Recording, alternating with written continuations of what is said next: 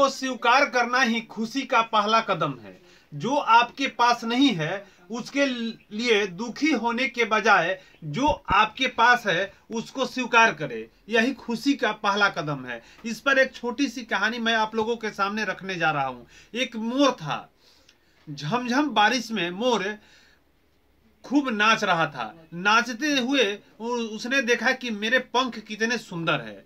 तभी कुछ देर बाद उसके ध्यान जो है उसके अपने आवाज पर गया, जो बेहद बेसुरा और बेतुका था।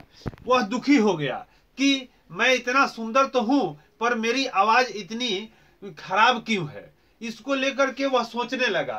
तभी एक वहां कोयल जो है मीठी स्वर में गाती हुई दिखाई दी। उसने देखा, फिर तभी दोबारा वह दुखी हो जाता है, आंखों से आंसू आने लगती है। उसके बाद के सोचने लगता है कि ऐसा क्यों है कि कोयल इतनी मीठी बोल रही है, गा रही है, और मैं इतना, मेरा आवाज कठोर क्यों है। पर उसी समय एक देवी प्रकट होती है। मोर को उदास देखकर देवी पूछती है कि मोर तुम इतने उदास क्यों हो। तब मोर कहता है कि हमारा आवाज जो है इतना कठोर क्यों है, वही कोयल की आवाज इतनी मीठी क्यों है, इसलिए मैं उदास हूं। देवी ने बताया कि मनुष्य जीवन में या अन्य पशु पक्षी में भगवान के द्वारा हर किसी को अलग अलग कामों के लिए बनाया गया है। कोई किसी चीज के लिए खास है तो कोई किसी चीज के खास है।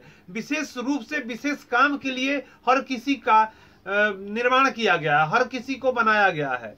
जैसे शेर को ताकत के लिए बनाया गया है, कोयल को मिठी आवाज के लिए, मोर आपको सुंदरता के लिए। तो इससे दुखी होने के बजाय खुद के हुनर पर मनुष्य को, जीव को खुश होना चाहिए। भगवान जो दिए हैं उससे हमेशा प्रसन्न रहने का कोशिश किया जाना चाहिए।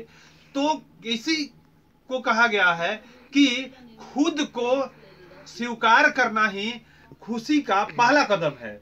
और जो कुछ आपके पास नहीं है उसके लिए दुखी होने के बजाय जो आपके पास है उसको स्वीकार करें, यही खुशी का पहला कदम है। धन्यवाद।